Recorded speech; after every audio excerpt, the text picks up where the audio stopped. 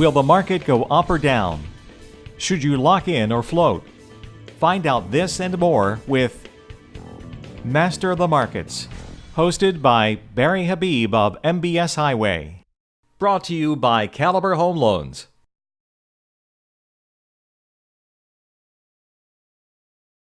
At Caliber Wholesale, our products make us different, and our people make us great. Caliber Home Loans Incorporated is an industry product leader with a full offering of core conventional and government products, coupled with our innovative non-agency portfolio lending products. Contact us to learn more.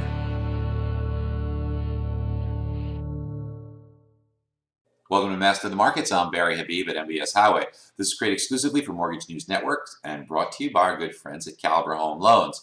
Last week we did see interest rates take a bit of a hit because the main reason was President Trump had mentioned the corporate tax plan coming to be announced much more quickly than expected over the next couple of weeks, and that could result in about a 5 to 10% improvement in corporate earnings. Certainly the stock market liked that, pulled some money out of the bond market, and that's one of the reasons why we saw interest rates get a bit worse. Now, where do we go from here? Well, the thing that we have to watch for is that we're at a pretty critical level, so we're going to see some volatility in either direction. A lot's going to depend on the events of the week. So let's outline them this week for you. Yes, there will be some inflation news, and that could potentially be market moving. We're going to get some real estate data, more on the new construction side. That's just great news to share with your customers and with your real estate agents. But I think the impact that we're going to see mostly will come from Janet Yellen's testimony this week.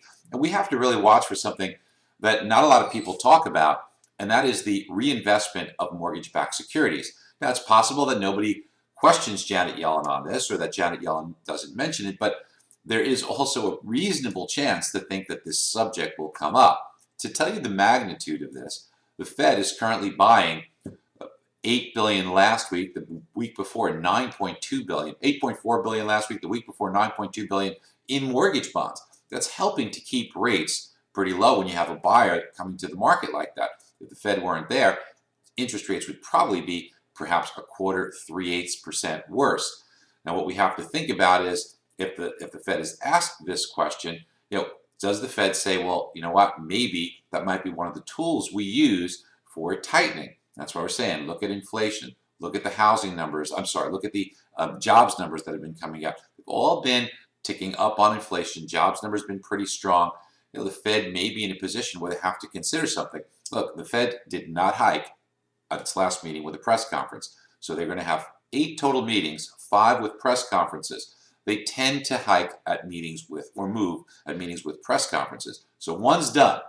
The Fed says they're going to hike 3 times this year, right? Now, look, they've been wrong a lot in the past, but if we take them at their word, that means there's only 4 left with press conferences. If they don't hike in March, they're left with very little flexibility as to what they're going to do. So maybe one of the things that's brought up is this reinvestment tool. And why is this so important? Well, we know quantitative easing 1, quantitative easing 2, quantitative easing light, quantitative easing 3. They all resulted in some buying of mortgage-backed securities, pushing interest rates lower. And when we saw that, QE eventually ended. But what didn't end was this reinvestment. The reinvestment, just to remind you, that's if you close somebody's mortgage on a refi, or if it's a purchase and they sell their home, the money eventually funnels through to the Fed, which has held these bonds, and now they have cash instead of the bond. So what the Fed has been doing is reinvesting this cash and buying more mortgage-backed securities. They're not increasing their balance sheet, but they're not decreasing their balance sheet. So they're keeping it the same. But still, look at how much they're buying. $8-9 billion a week. Imagine if that wasn't there. We have to kind of stay on top of this, because if this happens, we've got to tell our customers who are thinking about buying a home, get in before rates probably take a little bit of a move higher. It could happen within the next month or so after the Fed announces that they're going to slow down, depending if they taper, if they stop cold. But even on the announcement, we probably could see some volatility. So anyway, listen, hope you guys have a great week ahead. And you're crazy if you're not on MBS Highway. We're not just a rate service. We coach you every day. And I'll tell you what, if you're not using the marketing tools or the real estate data from every place in the country, there's more competition for transactions. We help you help the real estate agent sell the home. Get on board. Give it a try. Crazy if you don't. Talk to you soon. Bye-bye. Your reputation with your referring business partners depends largely on the lenders you recommend. This is why you'll want to choose a partner who shares your commitment to customer service. At Caliber Home Loans, our products make us different and our people make us great. A leading product innovator. In addition to our core conventional, government, and jumbo loans, we've created our own non-agency portfolio lending products. These enable you to assist creditworthy clients who can demonstrate the ability to repay. To learn more, visit us online at caliberwholesale.com.